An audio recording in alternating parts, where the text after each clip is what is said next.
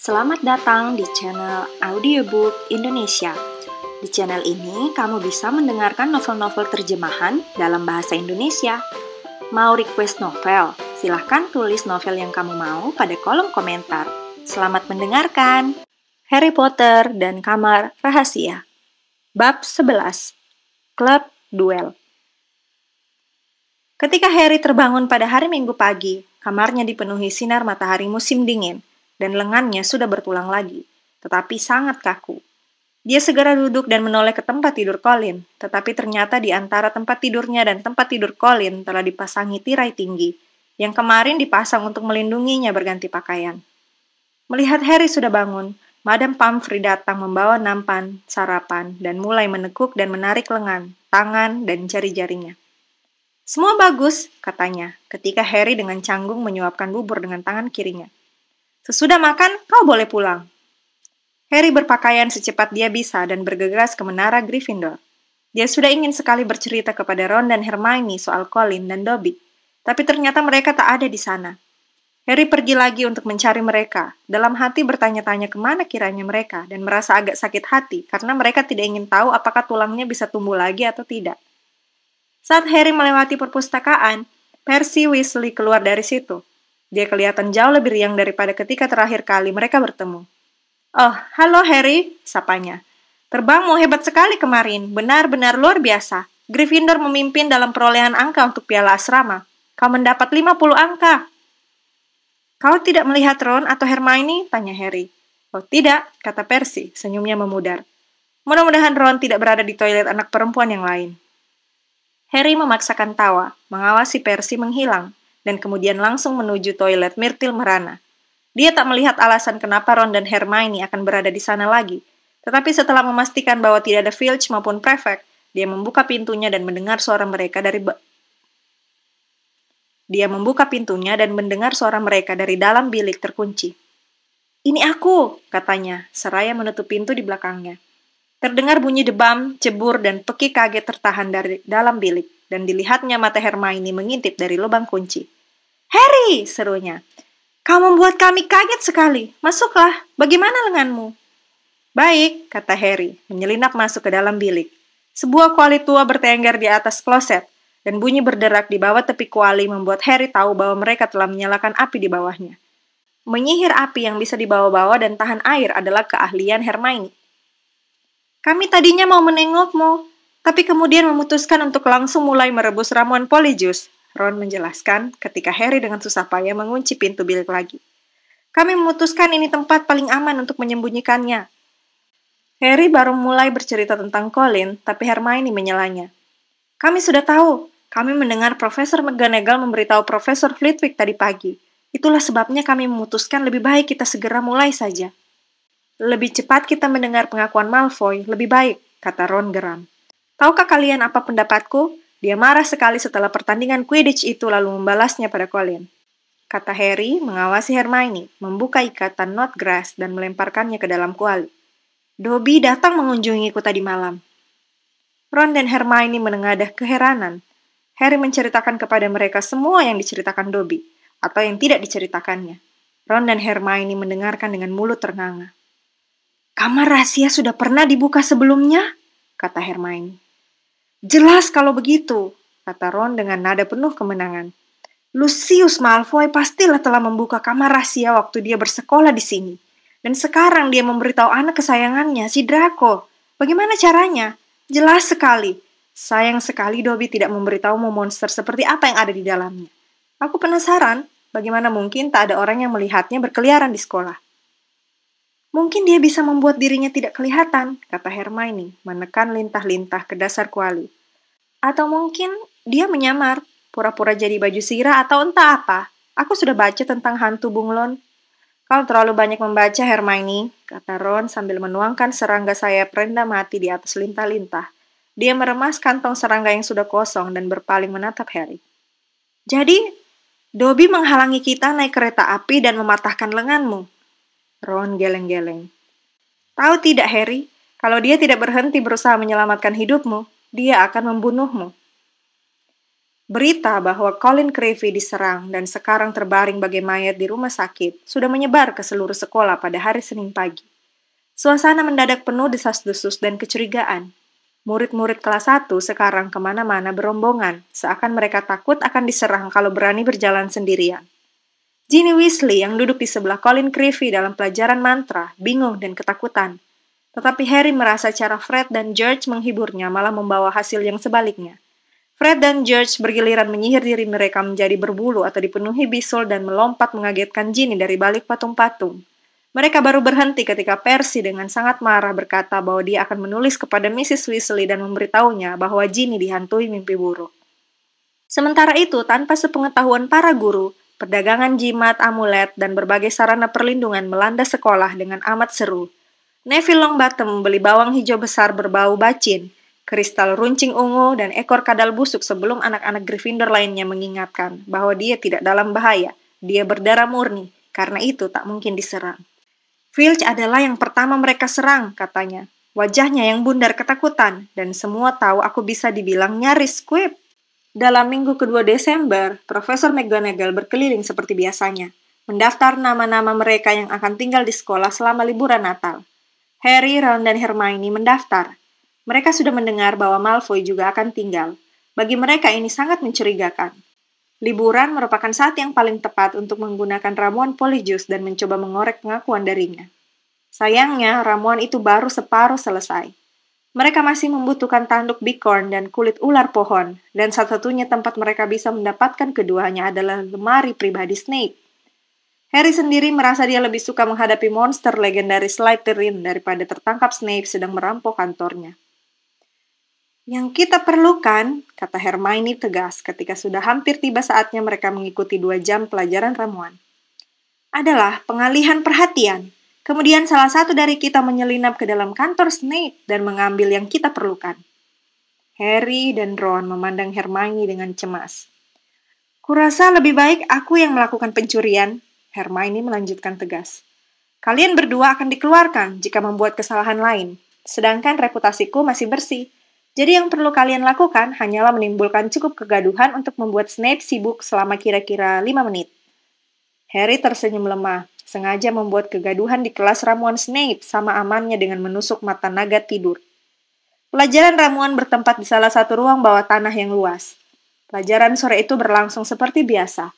20 kuali berdiri menggelegak di antara meja-meja, yang di atasnya ada timbangan kuningan serta toples-toples bahan. Snape hilir mudik menembus asap, melontarkan komentar-komentar menyengat tentang hasil anak-anak Gryffindor. Sementara anak-anak Slytherin terkikik-kikik senang. Draco Malfoy, murid favorit Snape, berkali-kali mengarahkan matanya yang menonjol seperti mata ikan kepada Ron dan Harry, yang tahu betul kalau mereka membalas, mereka akan langsung mendapat detensi sebelum mereka sempat berkata, tidak adil.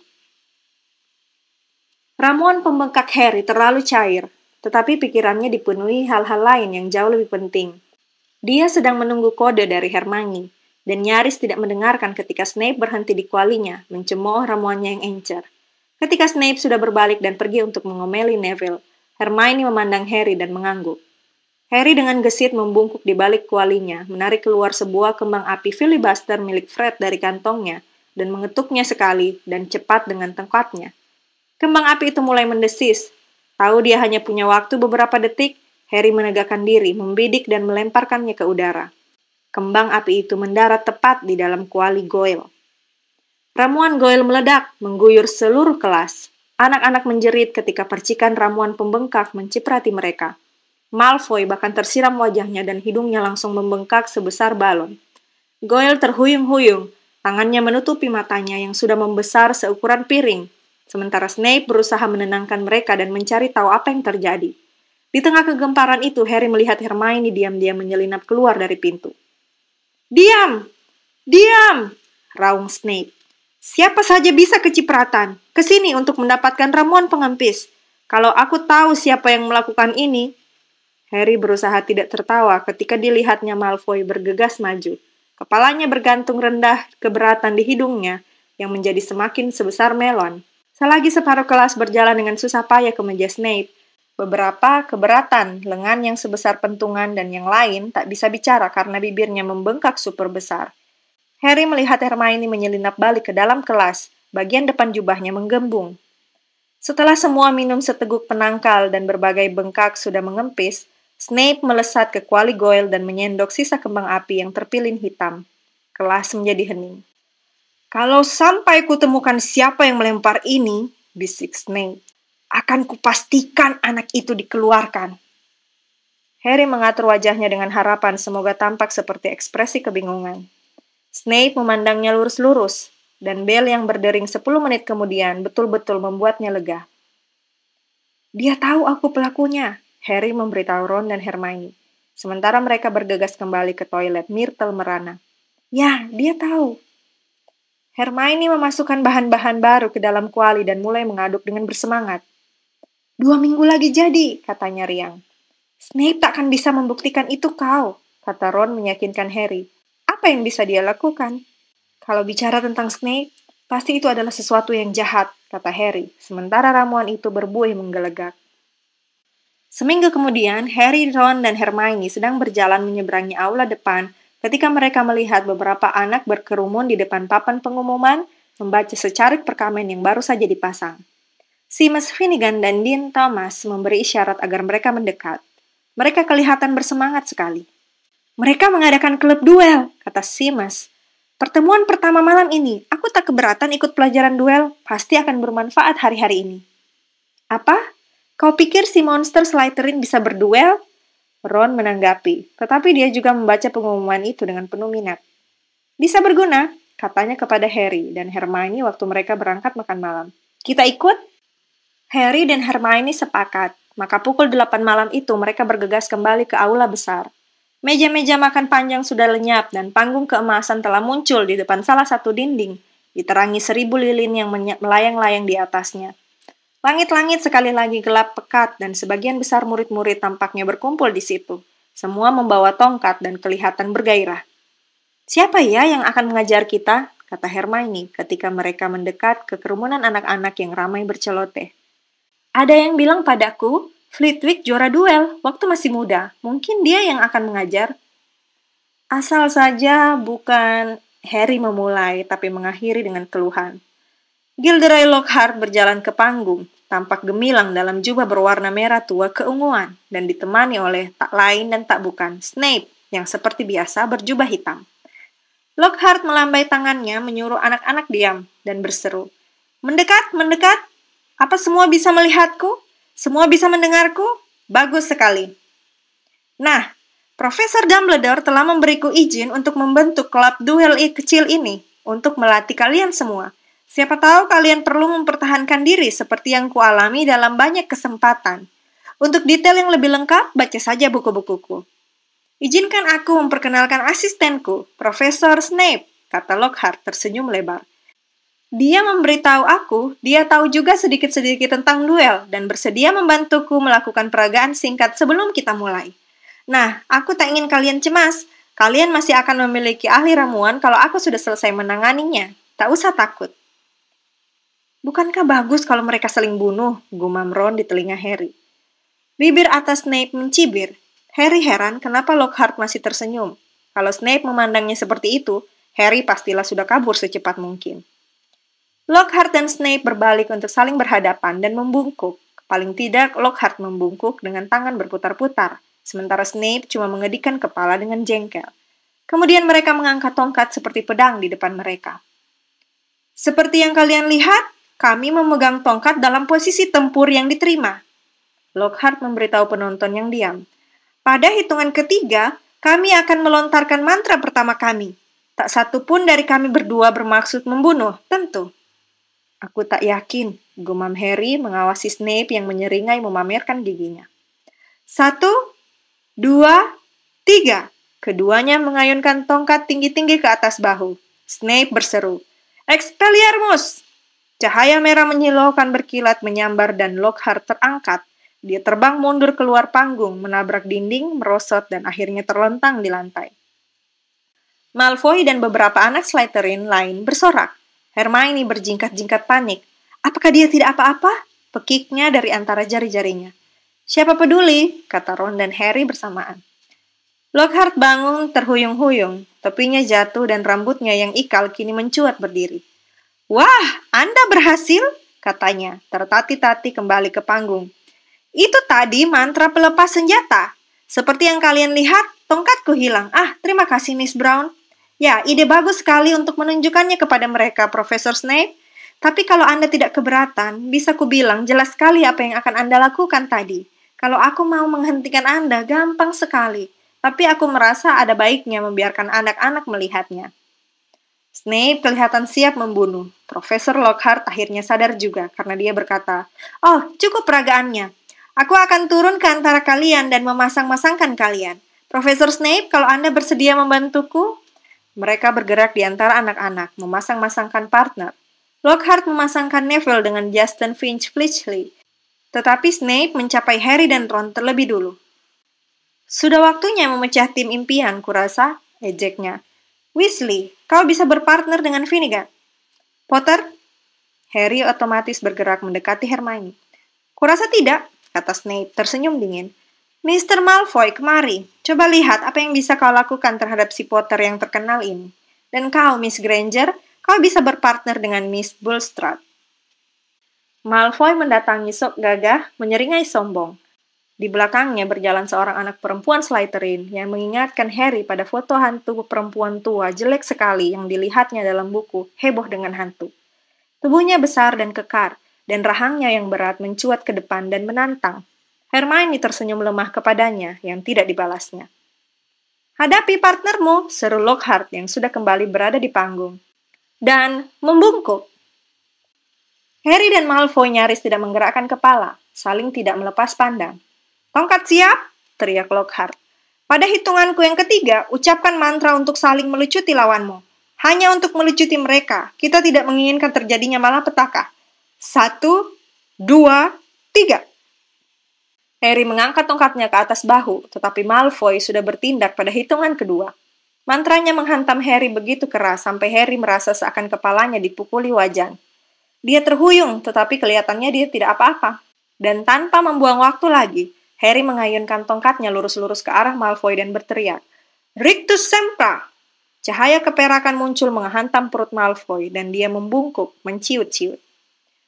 "Kubilang lucuti senjatanya saja!" teriak Lockhart kaget di atas kepala anak-anak yang sedang bertanding, ketika Malfoy jatuh berlutut. Harry menyerangnya dengan mantra gelitik, dan Malfoy nyaris tak bisa bergerak saking sibuknya tertawa. Harry mundur, merasa tidak adil menyihir Malfoy yang masih di lantai, tetapi dia keliru. Terengah kehabisan nafas, Malfoy mengarahkan tongkatnya kepada Harry dan berkata tersedak, "Tarantalegra!" Dan detik berikutnya, kaki Harry sudah bergerak menyentak-nyentak dengan cepat di luar kendalinya. "Stop! Stop!" Lockhart berteriak-teriak, tetapi Snape segera mengambil tindakan. "Finite incantatem!" teriaknya. Kaki Harry berhenti menari. Malfoy berhenti tertawa dan mereka bisa mendongak lagi. Asap kehijauan memenuhi panggung. Neville dan Justin berbaring di lantai, terengah-engah. Ron memegangi Seamus yang wajahnya sepucat tembok, meminta maaf untuk entah apa yang telah dilakukan tongkat patahnya. Tetapi Hermione dan Millicent Bulstrode masih bergerak. Millicent memiting Hermione dan Hermione mengerang kesakitan. Tongkat keduanya tergeletak terlupakan di atas panggung. Harry melompat menarik Millicent. Susah sekali karena dia jauh lebih besar daripada Harry. "Ya ampun! Ya ampun!" kata Lockhart gugup dari antara kepala anak-anak, memandang hasil duel. "Bangun, Macmillan! Hati-hati, Miss Fawcett! Cubit keras-keras, darahnya akan langsung berhenti." Kurasa ada baiknya kuajari kalian cara menangkal mantra tak bersahabat," kata Lockhart, berdiri kebingungan di tengah aula. Dia melirik Snape yang mata hitamnya berkilat-kilat, dan segera membuang pandang. "Ayo, siapa yang mau jadi pasangan sukarela? Longbottom dan Finch Fleetsley? Bagaimana kalau kalian berdua?" "Ide buruk, Profesor Lockhart," kata Snape berkelebat mendekati bagai kelelawar besar yang jahat. "Longbottom membuat malapetaka dengan mantra paling sederhana. Kita akan mengirim entah apa yang tersisa dari Finch Fletchley ke rumah sakit dalam kotak korek api." Wajah Neville yang bundar dan merah jambu semakin merah. "Bagaimana kalau Malfoy dan Potter saja?" kata Snape dengan senyum licik. "Ide bagus," kata Lockhart, memberi isyarat kepada Harry dan Malfoy agar maju ke tengah aula, sementara anak-anak mundur untuk memberi mereka tempat. "Nah, Harry," kata Lockhart, Kalau Draco mengajungkan tongkatnya ke arahmu, kau tangkal begini. Dia mengangkat tongkatnya sendiri, berusaha melakukan gerakan mengentak yang rumit, dan tongkatnya jatuh. Snape mencibir ketika Lockhart buru-buru memungutnya sambil berkata, "Whoops, tongkatku terlalu bersemangat." Snape mendekati Malfoy, membungkuk dan berbisik di telinganya. Malfoy ikut mencibir. Harry mendongak dan memandang Lockhart dengan gugup dan berkata, "Profesor, bisakah Anda menunjukkan cara menangkal tadi sekali lagi?" "Takut nih," gumam Malfoy, sehingga Lockhart tidak bisa mendengarnya. "Maumu," balas Lockhart dari sudut mulutnya. Lockhart memegang bahu Harry dengan riang. "Lakukan saja apa yang kulakukan tadi, Harry." "Apa? Menjatuhkan tongkat saya?" Tetapi Lockhart tidak mendengarnya. 3, 2, 1, mulai! Teriaknya. Malfoy cepat-cepat mengangkat tongkatnya dan berteriak, "Serpensortia!" Ujung tongkatnya meledak. Harry mengawasi, terperanjat, ketika seekor ular panjang hitam melesat dari ujung tongkat itu. Terjatuh di lantai di antara mereka berdua dan mengangkat kepalanya, siap menyerang. Anak-anak menjerit-jerit, mundur ketakutan. "Jangan bergerak, Potter," kata Snape santai. Jelas senang melihat Harry berdiri bergeming, berhadapan dengan ular yang marah. "Akan kulenyapkan..." "Oh, biar aku saja," teriak Lockhart. Diacungkannya tongkatnya ke arah si ular dan terdengar letusan keras. Si ular alih-alih lenyap, terbang setinggi 3 meter dan terjatuh kembali di lantai dengan bunyi berdebam keras. Marah sekali, mendesis-desis berang, ular itu melata menuju Justin Finch Fleetly dan mengangkat kepalanya lagi, memamerkan taringnya siap menyerang. Harry tidak tahu apa yang membuatnya berbuat begitu. Dia bahkan tidak sadar ketika memutuskan untuk melakukannya. Yang diketahuinya hanyalah kakinya membawanya maju, seakan ada rodanya, dan bahwa dia berteriak bodoh kepada si ular, "Jangan ganggu dia!" Dan ajaib sekali tak bisa dijelaskan, si ular terpuruk di lantai, jinak seperti selang air besar hitam. Matanya sekarang memandang Harry. Harry merasa ketakutannya memudar. Dia tahu ular itu tidak akan menyerang siapa-siapa sekarang. Meskipun bagaimana dia tahu, dia tidak bisa menjelaskannya. Dia menengadah menatap Justin, tersenyum, berharap Justin kelihatan lega atau bingung, atau bahkan berterima kasih. Tetapi Justin justru tampak marah dan ketakutan. "Kau pikir apa yang kau lakukan?" teriaknya. Dan sebelum Harry sempat berkata apa-apa, Justin telah berbalik dan bergegas meninggalkan aula. Snape maju, melambaikan tongkatnya, dan si ular lenyap dalam kepulan asap hitam. Snape juga memandang Harry dengan cara yang tak terduga, tajam, licik, dan penuh perhitungan, dan Harry tidak menyukainya. Dia juga samar-samar menyadari bisik-bisik tak senang di seluruh ruangan. Kemudian dia merasa ada yang menarik bagian belakang jubahnya. "Ayo," kata Ron di telinganya. "Kita pergi, ayo." Ron memimpinnya meninggalkan aula. Hermione bergegas mengiringi. Ketika mereka akan melewati pintu, anak-anak di kanan kiri mereka minggir menjauh, seakan takut akan kejangkitan sesuatu. Harry sama sekali tidak tahu apa yang sedang terjadi. Dan baik Ron maupun Hermione tidak menjelaskan apapun sampai mereka telah membawanya ke ruang rekreasi Gryffindor yang kosong. Kemudian Ron mendorong Harry ke kursi berlengan dan berkata, "Kau Parselmouth, kenapa kau tidak bilang pada kami?" "Aku... apa?" "Parselmouth," kata Ron. "Kau bisa bicara dengan ular." "Aku tahu," kata Harry. "Maksudku, tadi itu baru kedua kalinya aku bicara dengan ular. Aku pernah tidak sengaja melepaskan boa pembelit dan membuat sepupuku Dudley ketakutan di kebun binatang. Ceritanya panjang. Tapi ular itu memberitahuku bahwa dia belum pernah melihat Brasil, dan tanpa sengaja aku seolah-olah telah membebaskannya. Itu sebelum aku tahu aku penyihir." "Ular boa pembelit memberitahumu dia belum pernah melihat Brasil?" Ron mengulang lemas. "Jadi," kata Harry, "pasti banyak orang di sini bisa melakukannya." "Oh, tidak, mereka tidak bisa," kata Ron. "Itu kemampuan yang sangat tidak umum, Harry. Ini buruk sekali." "Apa yang buruk?" kata Harry mulai jengkel. "Kenapa sih dengan kalian semua? Dengar, kalau aku tidak melarang ular itu menyerang Justin." "Oh, itu yang kau katakan padanya? Apa maksudmu? Kau ada di sana, kau mendengarku." "Aku mendengarmu bicara Parseltongue, Harry," kata Ron. "Bahasa ular. Kau bisa saja ngomong entah apa. Tak heran Justin panik. Kedengarannya kau menyemangati si ular untuk melakukan sesuatu. Mengerikan tahu." Harry melongo. "Aku bicara bahasa lain? Tapi aku tidak menyadarinya. Bagaimana mungkin aku bisa bahasa lain tanpa diriku sendiri tahu?" Ron menggeleng. Baik dia maupun Hermione kelihatan seolah baru saja kematian teman. Harry tak mengerti apa yang begitu menyedihkan mereka. "Kalian mau memberitahuku apa salahnya menghentikan ular besar mencaplok kepala Justin?" katanya. "Apakah penting bagaimana aku melakukannya? Asal hasilnya Justin tidak usah bergabung dengan perburuan tanpa kepala." "Itu penting," kata Hermione, akhirnya bicara dengan suara tertekan. "Karena Salazar Slytherin terkenal justru karena kemampuannya bicara dengan ular. Itulah sebabnya simbol asrama Slytherin adalah ular." Harry ternganga. "Persis," kata Ron. "Dan sekarang seluruh sekolah akan mengira kau cucu-cucunya atau entah keturunan keberapa." "Tapi aku bukan keturunannya," kata Harry dengan kepanikan yang tidak dapat dijelaskan. "Susah dibuktikan," kata Hermione. "Dia hidup kira-kira 1000 tahun yang lalu. Bisa saja kau memang keturunannya." Harry terbaring tidak bisa tidur selama berjam-jam malam itu. Lewat celah kelambu yang mengelilingi tempat tidur besarnya, dia memandang salju yang mulai melayang turun melewati jendela menara dan bertanya-tanya dalam hati. Mungkinkah dia keturunan Salazar Slytherin? Dia tak tahu menau tentang keluarga ayahnya. Keluarga Dursley selalu melarangnya mengajukan pertanyaan-pertanyaan tentang keluarga penyihirnya. Diam-diam, Harry mencoba mengatakan sesuatu dalam bahasa Parseltongue. Kata-katanya tidak mau keluar. Rupanya dia harus berhadapan langsung dengan ular untuk bisa melakukannya. "Tetapi aku di Gryffindor," pikir Harry. "Tapi seleksi tidak akan menempatkanku di sana kalau aku punya darah Slytherin." "Ah," kata suara kecil tidak menyenangkan dalam otaknya. "Tetapi topi seleksi kan sebetulnya ingin menempatkannya di Slytherin. Apa kau tidak ingat?" Harry berbalik. Dia akan menemui Justin besok di kelas herbologi dan dia akan menjelaskan bahwa dia justru menyuruh ular itu pergi, bukan mendekat. Dan dia berpikir dengan marah sambil menggembungkan bantalnya. Semua orang bodoh seharusnya juga tahu.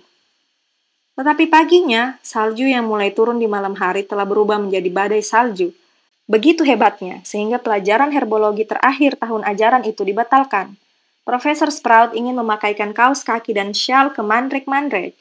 Tugas rumit yang tak bisa dipercayakannya kepada orang lain. Apalagi sekarang, ketika penting sekali bagi Mandrake-Mandrake itu untuk segera tumbuh dan menghidupkan kembali Mrs. Norris dan Colin Creevy.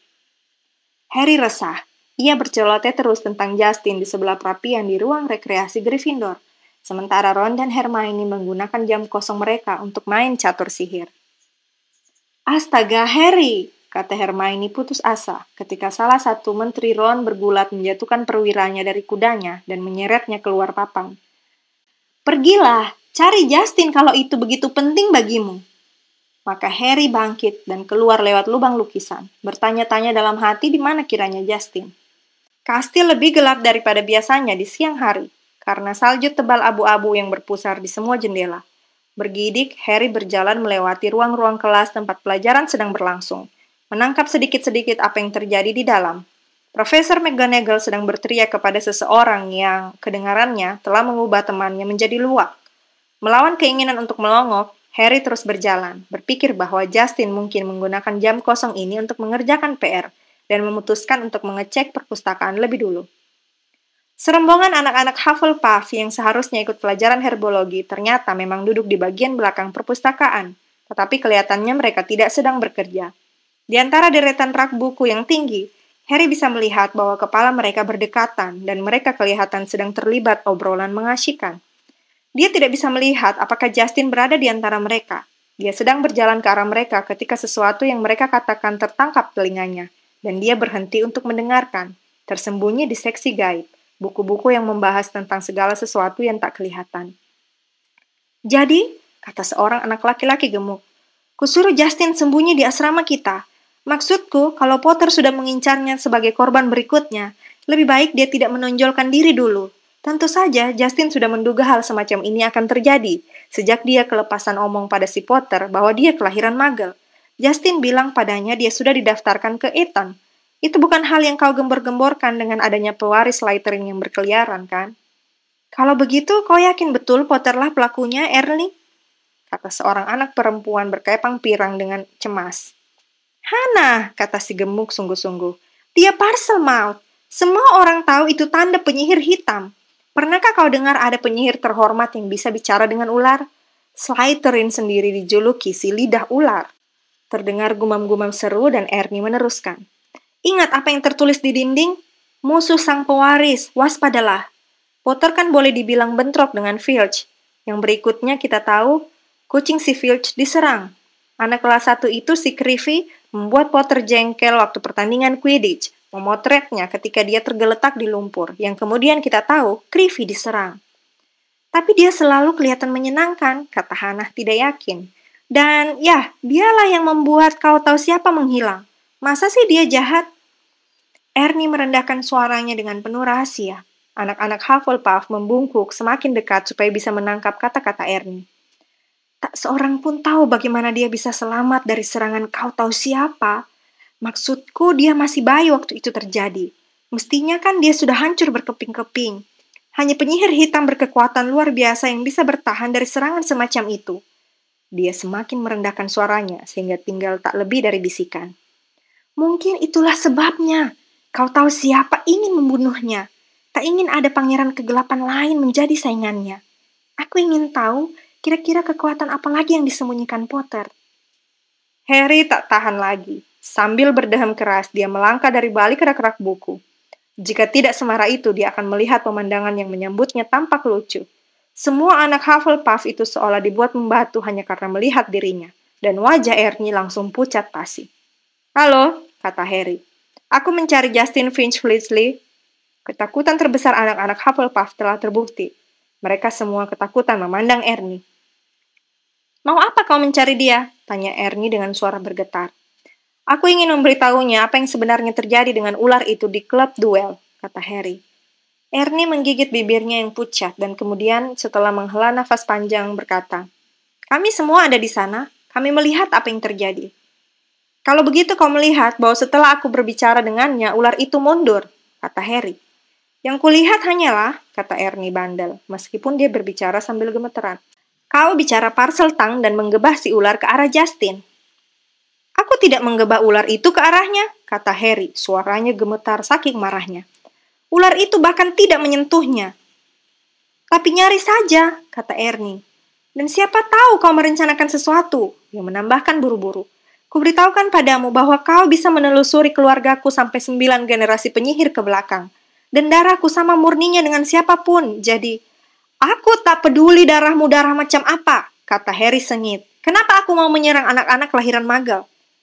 Aku sudah dengar kau membenci Muggle yang tinggal bersamamu, kata Ernie tangkas. Tak mungkin tinggal bersama keluarga Dursley dan tidak membenci mereka, kata Harry. Coba saja sendiri, kau ingin lihat? Harry berbalik dan menerobos keluar dari perpustakaan, membuat Madam Pinch yang sedang menggosok sampul keemasan buku mantra besar, meliriknya mencela. Harry berjalan asal saja di koridor, seperti orang buta, nyaris tidak memperhatikan kemana dia pergi, saking marahnya.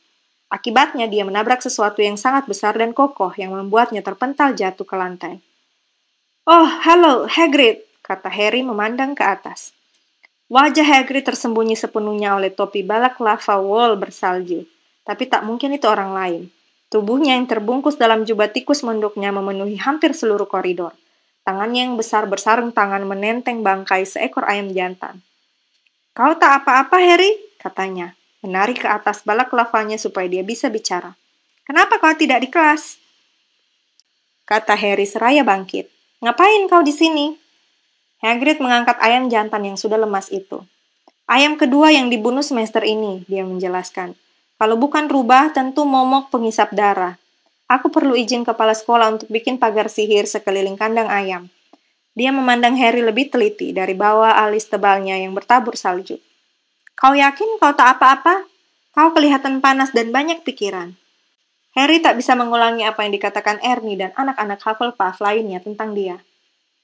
Tidak apa-apa, katanya. Lebih baik aku pergi, Hagrid. Berikutnya transfigurasi, dan aku harus mengambil buku-bukuku. Harry pergi.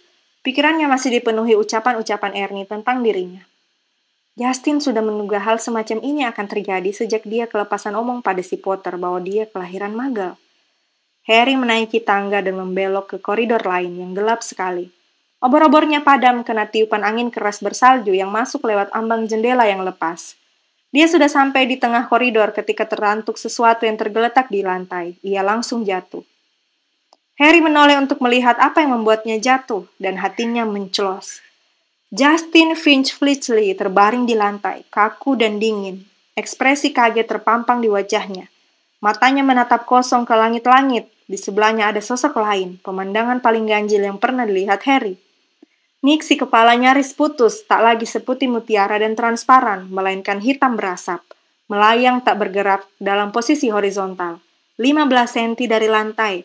Kepalanya setengah putus dan ekspresi wajahnya kaget, identik dengan ekspresi Justin. Harry bangun, nafasnya terengah, putus-putus. Jantungnya serasa menggedor-gedor rusuknya.